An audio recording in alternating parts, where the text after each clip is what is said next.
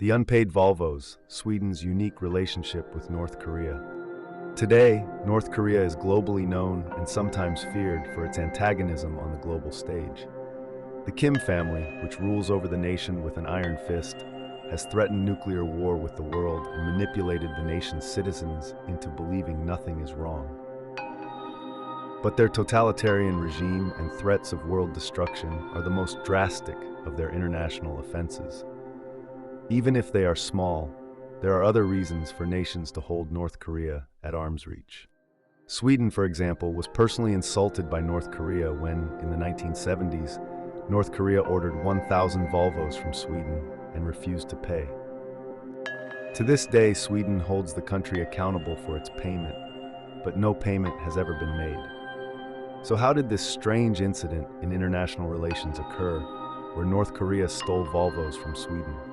In the mid-1970s, North Korea was emerging on the global stage as a potential new market for international trade. The country, as well as its southern counterpart, had spent 2 decades recovering from the Korean War. While South Korea had assistance and economic aid from the United States and other Western nations, North Korea was largely alone, reliant on limited Western trade for its survival.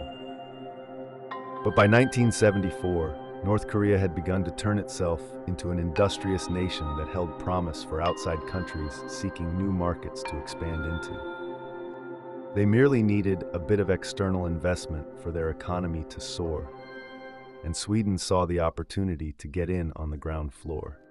Sweden became the first nation to invest wholeheartedly in the fledgling North Korean market, for which it has been rewarded, although not in the way expected. Thanks to their economic investment and opening of relations, Sweden became the first nation to open an embassy in the communist nation of North Korea. This was a departure from the overarching anti-communist attitude that much of the Western world held during the Cold War.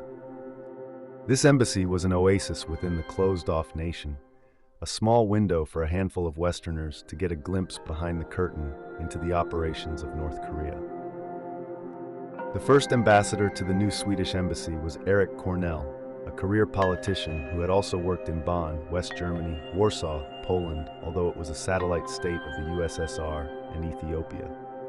Pyongyang, the capital of North Korea, was a new challenge for Cornell, though. The city was cold and industrious, a far cry from the comforts of Europe or the warmth of Africa to which Cornell had become accustomed. The hustle and bustle of large European cities or popular African bazaars was absent in a city still learning to grow. Cornell later recalled that there was not much to do in the city, since an economy of cafes and restaurants was yet to emerge, so he was forced to remain at home or at work. But this did not dampen his spirit. He was one of the only Westerners allowed within the country, and that excited him. However, excitement slightly faded as Cornell realized that the golden goose of the North Korean market might actually be a sham shortly after his arrival. In 1975, North Korea ordered mining equipment and 1,000 Volvo 144s from the nation of Sweden, totaling over $70 million. The mining equipment was placed in a warehouse and was almost never used, deteriorating quickly. But the cars excited the residents of North Korea, who were largely removed from the outside world. Since they were constructed for driving in Sweden, the cars worked perfectly in Pyongyang, with a similarly cold environment. Compared to American vehicles, which at this point were designed to become obsolete every few years as a method of incentivizing always getting a new car, the Volvo 144 was designed to last many years and be a reliable ride. The blocky, solid cars became a status symbol within North Korea, as those within the upper echelons of society had a new method of transportation around the city. Soon, every road in Pyongyang was dominated by Volvo 144s, veering every which way with reckless abandon. With so few other cars on the road, the 1,000 Volvos seemed to overtake the city. Urban Lehner, a journalist who visited North Korea for the Wall Street Journal in the late 80s, wrote about how the roads out of the city were basically empty, except for the reckless Volvo drivers. Providing vehicles to a city with very few was meant to incentivize open commerce and encouraged the North Koreans to open themselves up completely to the global economy. North Korea's original intention was to utilize the new technology from the Western world to improve their industry and bolster the economy, returning the favor of investment through commerce. North Korea even promised to pay the debts with the results of their new mining operations and other economic advances brought on by Western technology. However, the North Koreans simply never paid. No one knows if they could not afford the cars or if they simply decided not to pay. But the $70 million charge incurred by the Volvos became a massive outstanding debt that continues to accrue interest. Cornell believes that North Korea was unaware of how to conduct economic trade with countries outside of the communist bloc, which made it impossible for the country to succeed, even with the external stimulus from Sweden. Nowadays, approaching the 50th anniversary of when the cars originally arrived in North Korea, the Volvos are starting to show their age. North Korea is still largely cut off from the global economy, so receiving parts to repair the vehicles is difficult, but many of the Volvos are still operational, a testament to their longevity and a fulfillment of their dedication to not rely on planned obsolescence as a business practice. The cars have fallen from grace as a status symbol, although they continue to be useful in Pyongyang. Many of them continue to be useful even in old age, now operating as taxis and other service cars. But more importantly, the Volvos serve as an important constant reminder of the relationship between Sweden and North Korea.